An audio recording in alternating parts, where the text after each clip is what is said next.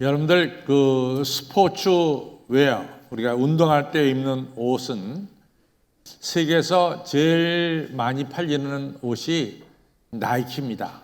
나이키가 넘버원이고, 또 두 번째로 많이 팔리는 옷이 아디다스라고 하는 독일 제품이라고 합니다. 그런데 1996년에 미국에 이제 그 버지니아 주, 워싱턴 DC 옆에 버지니아 주가 있는데, 그 버지니아 주에서 언더 알머라고 하는 새로운 브랜드가 이제 생겨났습니다. 그 새로운 브랜드를 만든 사람은 케빈 플랭크라고 하는 사람인데, 이 사람은 1972년생이에요. 그리고 미국 대학에서 미식 축구 선수를 하다가 이제 그만두고 이 스포츠웨어를 만드는 이 사업을 시작했습니다. 그때 이 사람이 1996년에 얼마를 가지고 시작했냐면은 17,000달러, 그러니까 우리나라 돈으로 2천만 원 정도 가지고 이 스포츠웨어를 시작을 했습니다. 근데 이제 이분이 스포츠웨어를 시작할 때 두 가지를 착안했다고 합니다. 첫 번째는 뭐냐면은 이분이 미식 축구하다 보니까 자꾸만 땀이 나면은 옷에 이제 붙어가지고 옷이 자꾸만 몸에 붙으니까 이제 운동하기가 굉장히 좀 불편했다고 합니다. 그래서 내가 스포츠웨어를 만들면은 이 땀이라도 몸에 붙지 않는 그런 소재로 내가 스포츠웨어를 만들겠다. 이렇게 해서 이제 시작한 게 이제 이 언더웨어라고 하는 이 언더아머라고 하는 브랜드입니다. 그래서 이 언더아머는 땀이나도 뭐 선수들의 몸에 달라붙지 않는 그런 소재로 옷을 만들었어요. 두 번째로 이분이 이제 착안한 것은 뭐냐면은 이 나이키라고 하는 어마어마한 거대한 성이죠. 그래서 나이키하고 굳이 싸우려고 들지는 않았습니다. 그렇지만은 나이키하고는 좀 더 다른 방법으로 광고를 했다는 거죠. 그래서 여러분들 이 나이키 보면은 그 문자가 뭐냐면 just do it, 지금 생각하는 거 해라, 뭐 이런 문구가 항상 거기 써져 있습니다. 또 나이키는 그 광고 모델을 누구를 썼냐면은 이제 농구하면 우리 농구 황제라고 부르는 마이클 조던이라는 사람을 광고 모델로 썼고, 또 골프 웨어를 이같이 광고할 때는 골프의 황제 누굽니까? 타이거 우즈를 썼습니다. 근데 이분은 이 언더 아머라고 하는 이 브랜드는, 이 케빈은 그렇게 생각하지 않고 남들이 생각하기에 좀 처진 사람들, 소위 말해 언더독, 저런 사람이 무슨 최고의 선수가 될 수 있겠느냐, 뭐 이렇게 남들이 별로 인정하지 않는 사람들을 이제 광고 모델로 썼다는 것이죠. 그리고 광고 문구는 I will what I want, 이게 썼어요. 그러니까 내가 원하는 것은 I will, 장차 내가 할 것이다. 그러니까 미래에 대한 어떤 열망을 가지고 열심히 훈련받는 이런 어떤 의미로 이 광고 카피를 했다는 거죠. I will what I want. 그래서 이분이 이제 쓴 사람 중에 하나가 누구냐면 코플랜드라고 하는 흑인 이 발레리나인데, 이 흑인 발레리나가 미국 사회에서 뭐 최고의 발레리나 된다는 것은 좀 어렵죠. 왜냐하면 첫째는 유색 인종이고, 그리고 미국 백인 사회에서 흑인 발레리나를 최고로 받아들인다는 것이 쉽지 않은 그런 상황입니다. 그래서 이 코플랜드라고 하는 이 여자 발레리나, 흑인 발레리나는 정말로 많은 이런 고배를 마셨어요. 그 발레 학교에 들어가려고 해도 뭐 하여튼 어쨌든 간에 불합격당하고, 그래서 광고에 뭐가 나오냐면 이 불합격 통지서가 나옵니다. 당신을 이같이 받아들이지 못하는 것을 미안하게 생각합니다. 불합격시킨 것을 미안하게 생각합니다. 그 다음에 당신이 이 발레를 하는 걸 보면은 그렇게 우리하고는 맞지 않습니다. 그 다음에 13살에 발레를 시작하는 것은 너무 늦습니다. 이렇게 해가지고 자기가 받은 불합격 통지서를 이 코플랜드라고 하는 이 여자 발레리나가 광고 시간에 있습니다. 근데 이제 코플랜드는 사실은 어떻게 됐냐면은 아메리칸 이 발레 티아터라고 하는 미국에서 제일 유명한 발레 학교의 이 극장에서 수석 발레리나가 됐습니다. 여러 번 거절당했지만 드디어 이 코플랜드가 수석 발레리나가 됐죠. 그래서 이 아메리칸 발레 티아터 ABT라고 그러는데 여기가 75년의 역사를 가졌는데 75년 역사에 처음으로 이 흑인 여성이 수석 발레리나가 됐습니다. 그리고 이러한 두 가지 몸에 붙지 않는 스포츠웨어 땀이 나도, 두 번째는 미래지향적인 I will what I want, 내가 원하는 것을 미래에 어떤 열정을 가지고 하겠다, 이런 어떤 미래에 대한 열정을 품은 카피로 이 광고한 이 언더 아머가 드디어 2015년에 미국의 넘버 2가 됐어요. 나이키의 뒤를 이어서 이 아디다스를 내려놓고 이 언더 아머가 이 일을 차지하는 놀라운 역사가 일어났습니다. 20년도 채 안 됐어요. 여러분들 $17,000, 2천만 원 가지고 시작한 회사가 미국 전체에서 넘버 2가 된다는 것은 기적 같은 이야기입니다. 근데 여기에 아주 광고가 굉장한 효과를 봤죠. I will what I want. 내가 미래를 향해서 내가 기약한 것을 오늘 내가 열심히 이루기 위해서 달려나간다 라고 하는 이 문구가 사실은 이 독자들로 하여금, 관객들로 하여금 감동을 줘서 그것을 사게 만드는 이러한 역사가 일어났습니다. 오늘 사실은 우리가 읽은 이 누가복음 16장 1절로부터 13절의 말씀은 예수님의 비유 중에서 가장 난해한 비유예요. 정말로 목회하면서 이 비유로 이 설교하기는 참 어렵다, 이렇게 느껴지는 비유가 오늘 우리가 읽은 이 누가복음 16장 1절로 13절입니다. 오늘 예수님께서 무슨 말씀하냐면 이 세대의 아들들이 하나님의 아들들보다 더 지혜롭다, 이렇게 이제 이야기를 하세요. 그러면 우리가 조금 오해를 가질 수가 있어요. 어떤 오해를 갖냐면은 우리가 보기에는 분명히 오늘 누가복음 16장에 나오는 이 청지기는 성경이 말한 대로 불의한 청지기입니다. 그래서 이 청지기는 첫째는 주인의 재산을 축을 냈습니다. 두 번째는 문서를 위조했어요. 예를 들어서 오늘 성경 읽어보면은 어느 사람이 주인에게 기름 100마를 빚졌는데 불러다가 문서를 위조시킵니다. 80석으로 바꿔버립니다. 또 어떤 사람이 주인에게 밀 100석을 빚졌는데 이 청지기가 문서를 위조하죠. 50석으로 바꿔버려요. 이거 틀림없이 이거 잘못된 거 아니에요. 문서 위조가 잘못된 거죠. 또 주인의 재산을 축내는 것도 올바른 일은 아니죠. 잘못된 거죠. 그런데 예수님이 이 소위 말해서 불의한 청지기를 칭찬하는, 불의한 청지기의 지혜를 칭찬하는 오늘 말씀이 우리가 읽은 누가복음 16장 1절로 13절의 말씀입니다. 그런데 오늘 이 누가복음 16장 1절 13절에 나오는 이 불의한 청지기에 대한 이야기는 사실 오늘 2023년 12월 17일 이쯤 돼서 이제 이해가 보름도 남지 않은 이 시간쯤 돼서 이 말씀은 여러분과 저에게 많은 것을 가르쳐주는 저는 중요한 말씀이라고 생각합니다.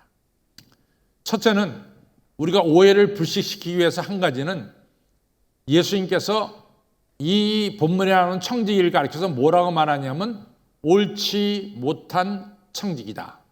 정의를 내렸어요. 규정을 내렸어요. 예수님 한 번도 이 청지기가 올바른 청지기라고 말씀한 적은 한 번도 없습니다.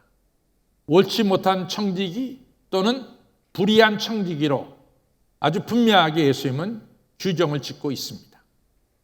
그런데 왜 이 불의한 청지기에 가지고 있는 지혜를 칭찬했느냐? 그럼 이 불의한 청지기가 가지고 있는 지혜는 뭐냐 하는 거죠. 첫 번째 뭐냐면은 주인이 이 청지기를 불렀어요. 불러가지고 너 내 재산을 축내고 있다. 너 내 재산을 불리면 불렸지. 너 어떻게 축내고 있냐?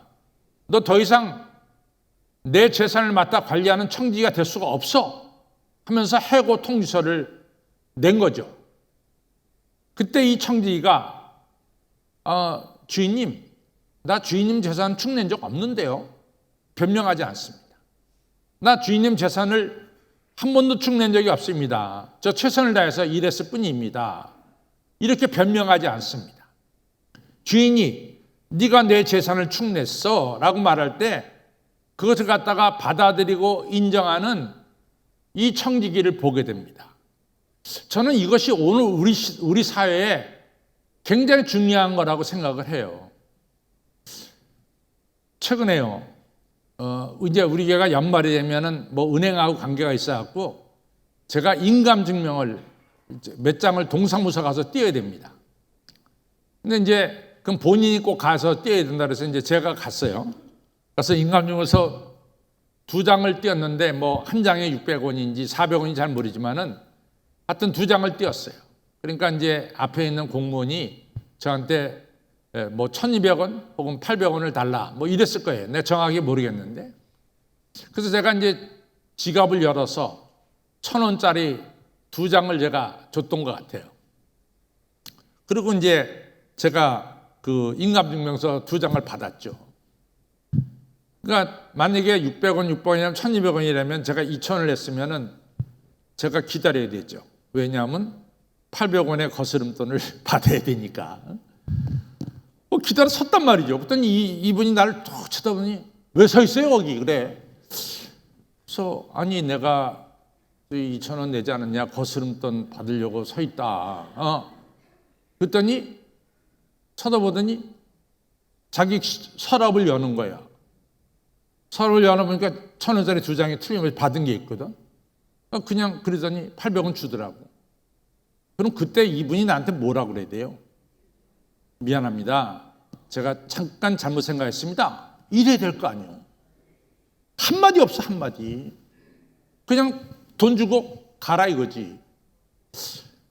근데 이제 제가 한식교회 목사고 뭐 그러면 이제 동장서부터 뛰쳐나와가지고 목사님 무슨 일입니까? 난리칠 것 같으니까 제가 조용히 우리 반포 3동에서는 반포 3동을 서포트하는 기관 중에 제일 큰 기관이 우리 한신교회입니다. 그러니까 반포 3동에 부르토끼 하면 우리가 뭐 무조건 돈 갖다 주고 그래요. 그러니까 동장서부터 다 고맙게 생각하는데 뭐 직원이 그래서 내가 뭐라고 얘기하면 어떻게 되겠어요? 그래서 조용히 그냥 맞습니다. 그래서 혼자 생각한 거예요. 참 이 시대가 자기 잘못에 대해서 전혀 반성하지 않는구나 말이야. 자기 잘못은 전혀 느끼지 못하는 사회가 이 사회구나 말이지. 여러분 우리 사회가 어느 때 이렇게 됐어요. 우리가 내가 실수하고 잘못했다면은 아이고 미안합니다. 내가 잘못했습니다. 죄송합니다. 내가 잘못했습니다. 뭐 이래야 되는 거 아니에요. 근데 여러분들 우리 사회 살면서 우리 자신이나 남들한테 우리가 잘못했다는 소리를 여러분 듣습니까? 못 듣습니까? 거의 실종된 사회라고요. 이게 우리의 사회란 말이죠. 그러면 이것이 우리가 영적으로 나가게 되면은 우리가 하나님 앞에 잘못한 게 있지 않겠어요? 그러면 우리가 잘못한 것에 대해서 우리는 회개하고 하나님 잘못했습니다. 회개할 때 우리는 용서받고 용서받을 때 우리는 성령을 선물로 받는 거죠.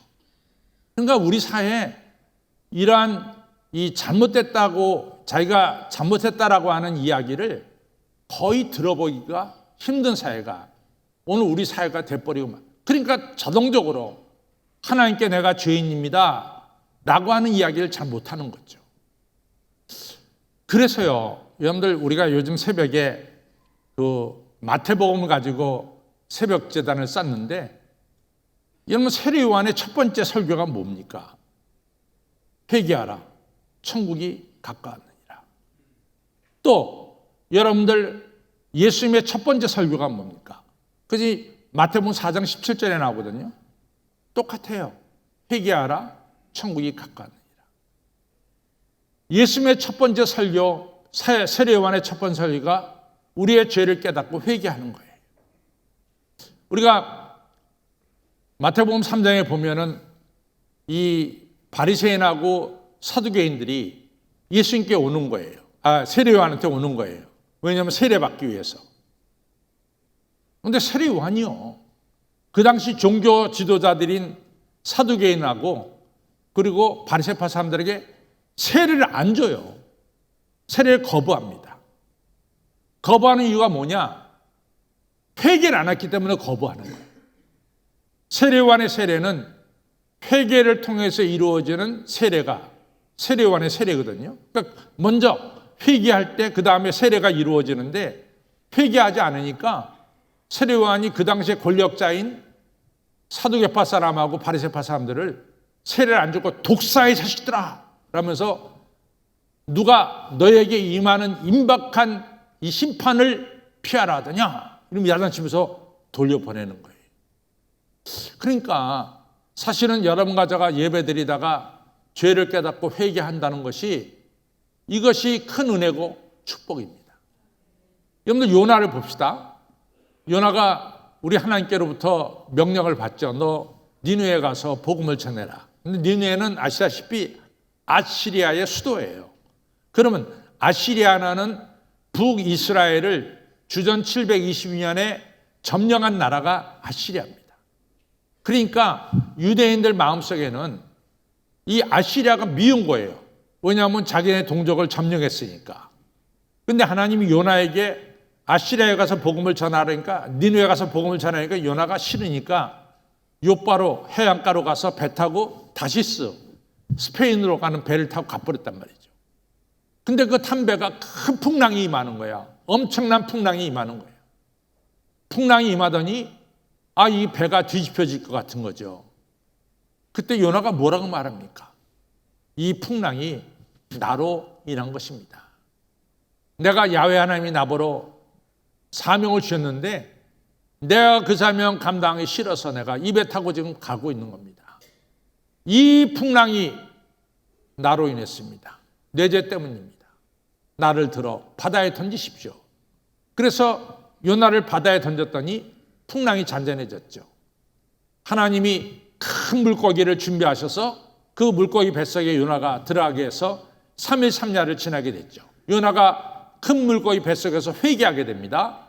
그러니까 하나님이 큰 물고기라고는 땅에서 요나를 갖다 토해내게 하죠. 그 요나가 토해내게 되죠. 그래서 육지에서 살아납니다. 그리고 니느웨에 가서 복음을 전해서 오늘 구약 성경에 요나서가 들어있게 된 거죠. 너무 중요한 사실이에요. 회개한다는 게. 여러분들 사울왕의 실패가 뭡니까? 이스라엘 초대왕 사울왕이 사무엘상 15장에 가서 보면은 하나님께서 아말렉을 사울의 손에 붙이면서 모든 전리품들은 다 불태우라 그랬어요. 그런데 사울왕이 아말렉과 싸워서 이기고 나서 아말렉 왕 아각도 몰래 살려두고 또 살찐 소와 살찐 양을 숨겨뒀단 말이죠. 이제 사무엘 선지자가 와서 아니 왜 아각을 살려뒀냐 말이야. 하나님이 다 진멸하라 그러지 않냐. 또 왜 어째서 당신은 이 양과 이 살찐 소를 갖다 숨겨뒀냐. 그랬더니 이 사울왕이 말하기를 나 하나님께 제사 드리려고 숨겨뒀다. 변명하는 거예요. 하나님 명령에 불순종한 것에 대해서 이야기하지 않고. 그러니까 사무엘상 15장에서 무서운 얘기를 하지 않습니까? 뭐라고 얘기하냐면은 당신이 하나님 말씀을 버렸으므로 하나님이 당신을 버렸습니다. 무서운 이야기를 합니다. 여러분들 반대로 다윗은 사무엘하 11장에서 밧세바를 건드리죠. 12장에 나단 선지자가 와서 다윗의 죄를 지적하죠. 다윗이 내가 죄인이다. 눈물 뿌려가며 회개할 때 그 베개가 썩었죠. 그러니까 하나님이 다윗을 다시 들어서서 훌륭한 왕으로 생을 마칠 수 있도록 축복해 주셨잖아요. 그러면 누가 지혜로운 자냐 말이지.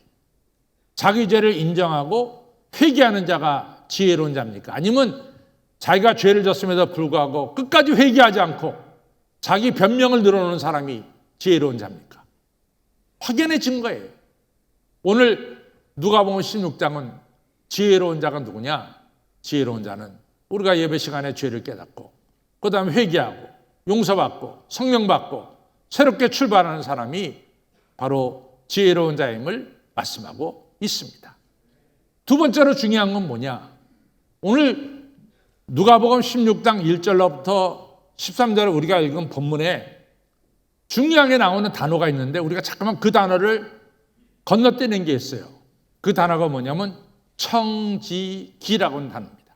청지기라고 하는 단어입니다. 청지는 뭡니까? 주인의 것을 맡아서 내가 잘 이가 관리하다가 때가 되면 맡은 것을 내려놓는 거예요. 이게 청지기입니다. 여러분들 우리가 있는 이 생명도 사실 하나님이 우리에게 어느 때까지 살라고 주신 거예요. 우리가 천년 만년 이 땅에 살 수가 없는 거죠. 그러니까 하나님 부르실 때 우리는 이 생명도 놓고 가야 됩니다. 또 여러분과 저의 건강도 마찬가지예요. 우리가 이 건강이 천년 만년 가는 게 아니죠. 어느 정도 건강하다가 때가 되면은 우리는 이 몸이 약해질 수도 있고 그리고 세상을 떠나야 되는 이런 인생 청직입니다. 물질도 마찬가지입니다. 여러분 우리가 오래 살고자 한들 우리가 정말 살 수가 있냐 그 말이죠. 우리가 재물을 오래 가지고 있겠다 한들 여러분들 우리가 떠날 때 다 두고 떠나야 되는 게 우리 인생이 아니냐 이거죠. 저는 지금도 그 생각하면 마음이 좀 울컥하고 그러는데 저희 외할머니께서 한 86세를 사셨어요. 근데 저희 어머니는 80이 되자마자 세상을 떠나셨어요. 그런데 저희 어머니 같이 장례를 치르는 날 저희 어머니 형제가 딱 둘밖에 없는데 어머니 동생이 이제 미국으로 와가지고 저도 이제 장례식을 치르는데 그 이모께서 막 울면서 하는 것이 언니 적어도 엄마만큼은 살아야지 왜 빨리 가? 그러면서 울더라고요. 근데 저도 이제 그때 이렇게 보면 너무 울컥했어요. 아니 왜 어머니 그 좀 이 의료 좋은 의학 의술 기술 좋은 미국 땅에 살면서 왜 이렇게 빨리 가시냐 말이지. 좀 더 사셔야지 말이지. 그러니까 이모가 친정 엄마만큼 살아야지 말이지. 그것도 못 살고 왜 이렇게 가시냐고 막 우니까 저도 막 슬펐어요. 근데 인생이 그런 거 아니에요. 친정 엄마가 86을 살았다고 그 딸이 86을 살으려는 법이 어디 있어. 하나님 부르시면 가는 거 아니에요. 그게 인생 아닙니까? 그게 청지기 아닙니까? 이게 오늘 우리가 읽은 누가복음 16장 1절로부터 13절에 나오는 중요한 핵심적인 단어입니다. 여러분과 저는 다 청지기예요. 어제 우리 여신도 2023년도 임원들이 제 방에 왔어요. 그래서 1년 동안 수고했습니다. 근데 정말 여신대 우리 황경희 회장님 비롯해서 임원들이 수고해서 5,800만 원이 넘는 건축원금을 교회에다가 바쳤습니다. 정말 수고했죠. 박수 한번 보내주시죠. 근데 제가 그런 얘기를 했어요. 우리가 다 청직이다. 그리고 하나님이 우리에게 지혜도 주시고 건강도 주시고 능력도 주시는데 우리는 하나님 주신 지혜와 물질과 건강을 가지고 뭐 운동하는 사람은 운동에 쓸 수도 있고 사업하는 사람들 그걸 다 사업에다 투자할 수도 있고 근데 적어도 우리들은 하나님 주신 지혜와 능력과 이런 물질을 전능하신 하나님 위해서 쓰는 게 아니냐. 그러니까 하나님 주신 에너지와 지혜와 능력을 하나님의 영광을 위해서 썼다는 것은 나는 너무 보람되고 자랑스러운 일이라고 생각한다. 여신대 같이 나 1년 동안 수고 많이 하시고 시간도 많이 쓰셨는데 여러분들께서 주의 영광을 위해서 쓰셨으니까 굉장히 보람 있게 쓰셨다.